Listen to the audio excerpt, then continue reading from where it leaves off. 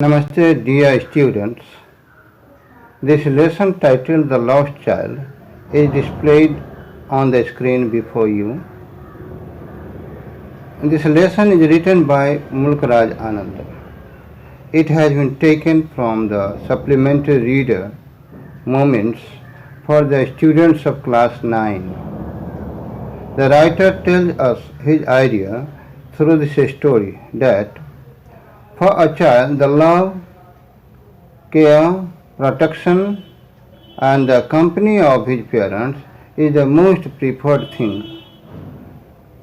All other things, sweets, toys, balloons, or any other source of entertainment becomes unimportant, significant before the child. Nothing humors the child lost in the fear but his reunion with his parents. A child goes to a fair with his parents. He is happy and excited and wants the sweets and toys displayed there. But his parents don't buy them for him. But when someone else offers them to him, he refuses to accept them because he is separated from his parents in the fair. His first interest is the love and sweet company of his parents. Nothing can amuse him in the absence of his parents. For a child, everything is the parents in the world. Now, I start explaining this lesson. I expect all of you to learn this lesson through this virtual classroom and give your comments so that I may try my best to give you fully satisfaction. प्यारे बच्चों, यह lesson जिसका शीर्षक the lost child है, और यह lesson आपके सामने मोबाइल फ़ोन के स्क्रीन पर प्रदर्शित हो रहा है, फ्लैशिंग हो रहा है। यह कहानी मुल्कराज आनंद के द्वारा लिखी गई है और यह सप्लीमेंट्री रीडर मोमेंट्स से क्लास 9 के विद्यार्थियों के लिए लिया गया है।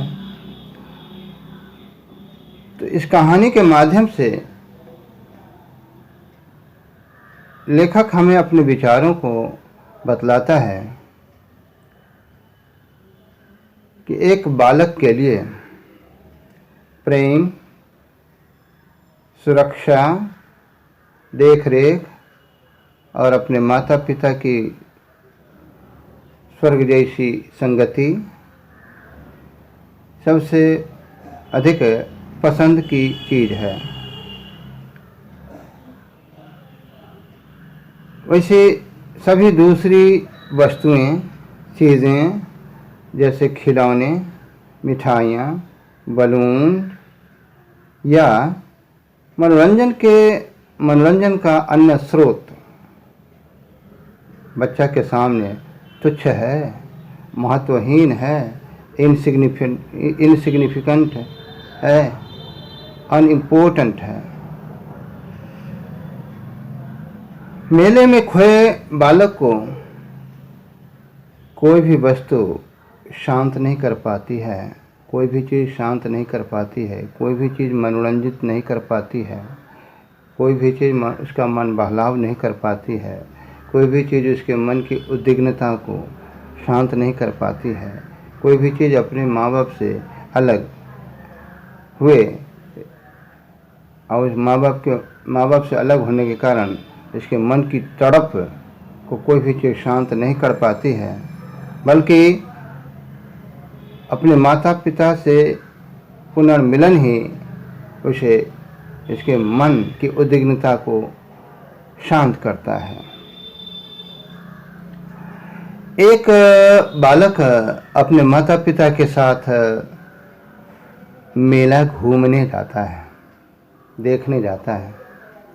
यह बालक बहुत ही खुश और उत्सुक है और वह मेले में प्रदर्शित सभी मिठाइयों और खिलौनों को वह लेना चाहता है, खरीदना चाहता है, लेकिन उसके माता पिता उसे वे चीज़ें खरीद कर नहीं देते हैं।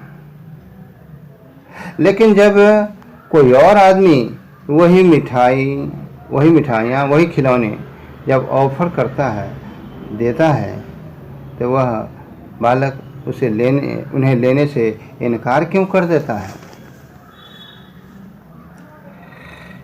तो कारण कि वह मेले में अपने माता पिता से अलग हो जाता है, बिछुड़ जाता है, जुदा हो जाता है और अपने माता पिता की मधुर संगति और प्रेम ही बालक की पहली अभिरुचि होती है और अपने माता पिता की अनुपस्थिति में कोई भी चीज़ इसका मन बहलाव नहीं कर सकती है, कोई भी चीज़ उसे भुला नहीं सकती है। एक बालक के लिए इस संसार में माता पिता ही एवरीथिंग है, हर चीज़ है। अब मैं इस लेसन की व्याख्या शुरू करता हूँ और मैं उम्मीद करता हूँ आप सबों से कि इस लेसन को वर्चुअल क्लासरूम के माध्यम से आप सीखेंगे और आपसे सीखने की आशा मैं करता हूँ और मैं आपसे कमेंट्स देने की भी आशा करता हूँ, उम्मीद करता हूँ। कमेंट्स यूँ नहीं बल्कि आपके सहयोग के लिए ही मैं आपसे कमेंट्स देने की उम्मीद करूँगा ताकि मैं आपको पूर्ण रूप से संतुष्टि देने का भरपूर प्रयास कर सकूं। तो it was the festival of spring.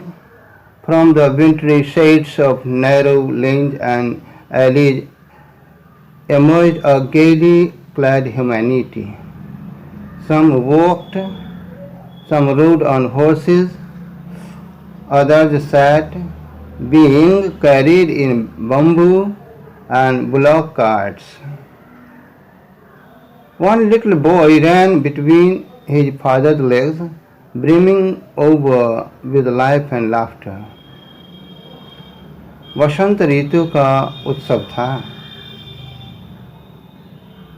और संकीर्ण तंग गलियों की ठंडक छाया से रंग बिरंगे भड़कीले कपड़े पहने लोग निकलते थे। कुछ लोग तो पैदल ही मेले जाने के लिए पैदल ही चलते थे, कुछ लोग घोड़े की सवारी करके जाते थे, घोड़े की सवारी करते थे, कुछ लोग बैलगाड़ी, बांस से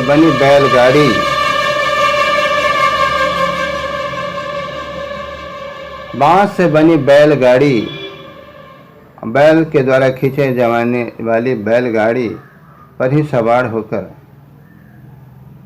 जाते थे, बैलगाड़ी में ही बैठकर जा रहे थे। तो एक छोटा बालक अपनी हंसी और खुशी से ओतप्रोत जीवन के साथ अपने माता पिता के पैरों के बीच से वह दौड़ लगाता था।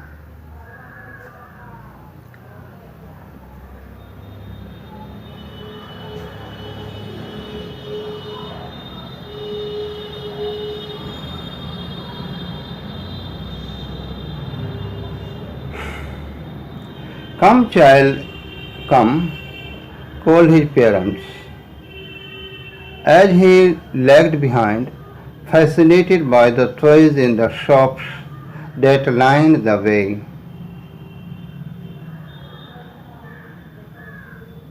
रास्ते के दोनों तरफ पंक्तिबद्ध लगी दुकानों में प्रदर्शित खिलौनों से मोहित होकर, आकर्षित होकर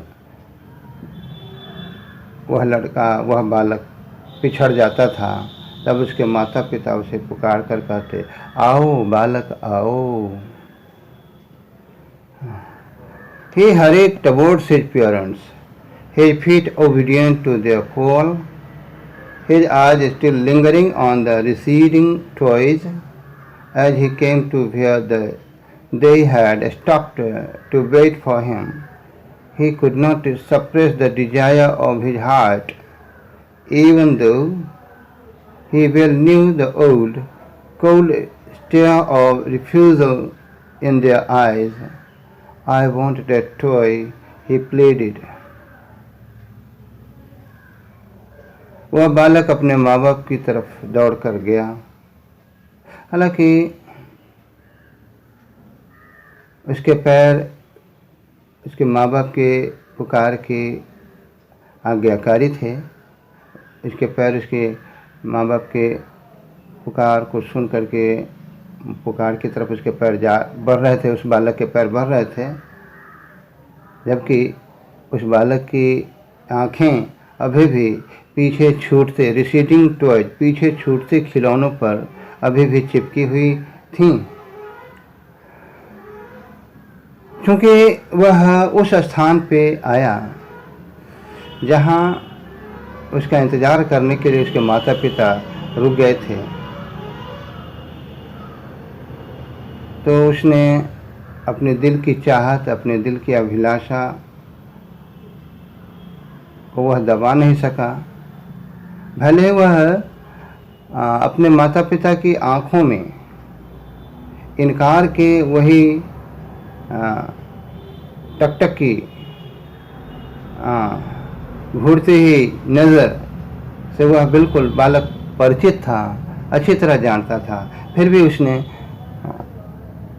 अनुरोध किया, आई वॉन्ट दैट टॉय, मुझे वह खिलौने चाहिए। His father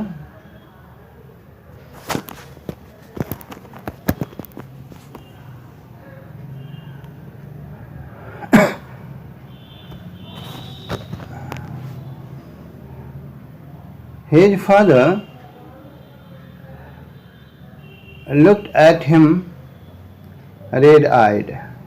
In his familiar tyrant's way, his mother, melted by the spirit of the day, was tender and, giving him her finger to hold, said, "Look, child, what is before you?" Giving him her finger to hold, said, "Look, child, what is before you?" उसके पिता ने अपने परिचित निरंकुश व्यक्ति की तरह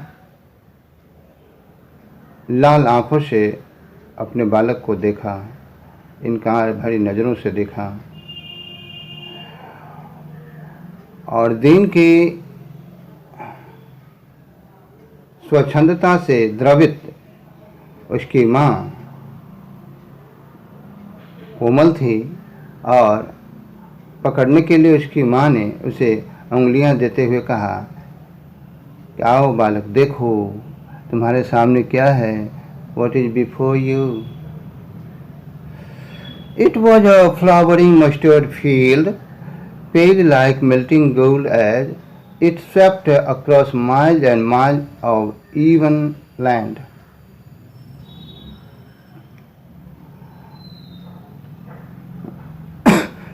पीले पीले फूलों से पुष्पित सरसों के खेत मीलों मील समतल भूमि पर फैली हुई थी, और पिघलते सोने की तरह वे सरसों के खेत पीले पीले दिखाई पढ़ रहे थे।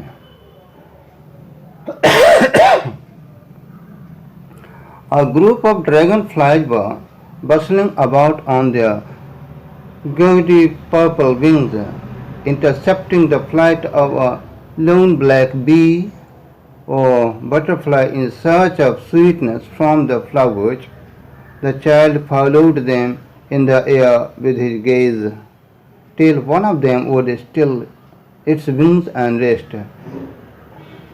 He would try to catch it, but it would go fluttering, flapping up into the air. When he had almost caught it in his hands, then his mother gave a cautionary call. Come, child, come on to the footpath. Dragonflies, चिड़ा चिड़िया न चिड़ा मक्खियाँ। Dragon fly का एक झुंड अपने भड़कीले रंगीन बैगनी रंग के डैनों पर उड़ान भर रहे थे और फूलों की मधुरता या फूलों के मधुर रस की खोज में निकले तितली या एक अकेले काले भंवरे के उड़ान के रास्ते को काटते हुए ड्रैगन फ्लाई का झुंड अपने भड़कीले रंगीन बैगनी रंग के डैनों पर उड़ान भर रहे थे।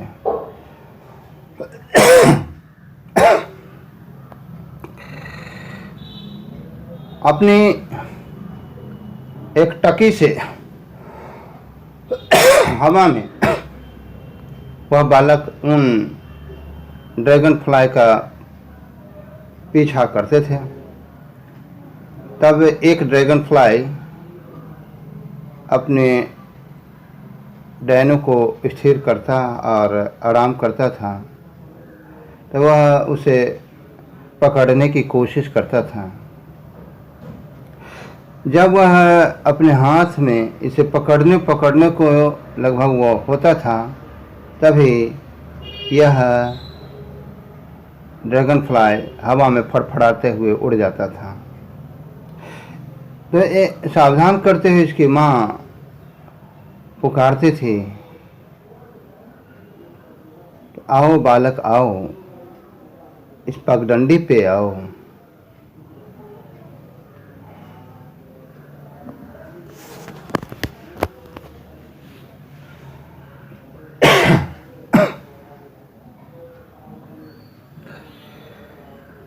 He ran towards his parents gaily and walked abreast of them for a while, being, however, soon left behind, attracted by the little insects and worms along the footpath that were teeming out from their hiding places to enjoy the sunshine. वह बालक अपने माता पिता की तरफ बड़ी प्रसन्नता से दौड़कर आया। अफवाह कुछ देर अपने माता पिता से आगे होकर चला, लेकिन फुटपाथ के किनारे किनारे उड़ते छोटे मोटे कीड़े मकोड़े से आकर्षित होकर वह बालक शीघ्र ही पिछड़ गया। वे कीड़े मकोड़े धूप का आनंद लेने के लिए अपने हाइडिंग प्लेस से, अपने बिलों से बड़ी संख्या में निकल रहे थे। Come child come, his parents called from the shade of a grove where they had seated themselves on the edge of a well. He ran towards them.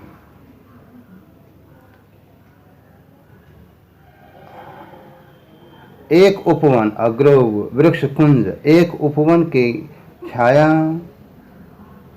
जहाँ उसके माता पिता एक कुएं के किनारे खुद बैठे हुए थे, वहाँ से उस पुकारा उन लोगों ने कि आओ बालक आओ। तो वह बालक उनकी तरफ दौड़ कर आया। A shower of young flowers fell upon the child as he entered the grove, and forgetting his parents, he began to gather the raining petals in his hands. But lo, he heard the cooing of doves. He heard the cooing of doves and ran towards his parents, shouting, "The dove, the dove!" The raining petals dropped from his forgotten hands. नए नए फूलों की बरसात उस बालक पर होने लगी। नए नए फूलों की बौछार उस बालक पर गिरी जैसे ही उस बालक ने उपवन में प्रवेश किया। अपने माता पिता को भूलकर वह अपने हाथों से बरसते पंखुड़ियों को इकट्ठा करने लगा। लेकिन बड़े आश्चर्य की बात, उसने डॉव्स अर्थात घुग्गी चिड़ियों के गुटर गूं करने की आवाज़ सुनी। वह अपने माता पिता की तरफ जोर से बोलते हुए दौड़कर आया, कहा कि वो घुग्गी चिड़िया, वो घिघी चिड़िया। अब बरसती पंखुड़ियाँ उसके हाथों से गिर गईं। "Come, child, come," they called to the child, who had now gone running in wild capers round the banyan tree, and gathering him up, they took the narrow, winding footpath which led to the fair through the mustard fields. वे उन लोगों ने, उसके माता पिता ने उस बालक को पुकारा, आओ बालक आओ। वह बालक बरगद पेड़ के चारों ओर बड़ी खुशी से उछलते कूदते हुए दौड़ते हुए उस बालक ने अब पेड़ का चक्कर लगाया था, उस बरगद के पेड़ का चक्कर लगाया था। गैदरिंग हिम अप, तो उसे अपने साथ लेकर उसके माता पिता ने उस तंग घुमावदार पगडंडी को पकड़ा, जो घुमावदार पगडंडी सरसों के खेतों से होकर मेले की तरफ जाती थी।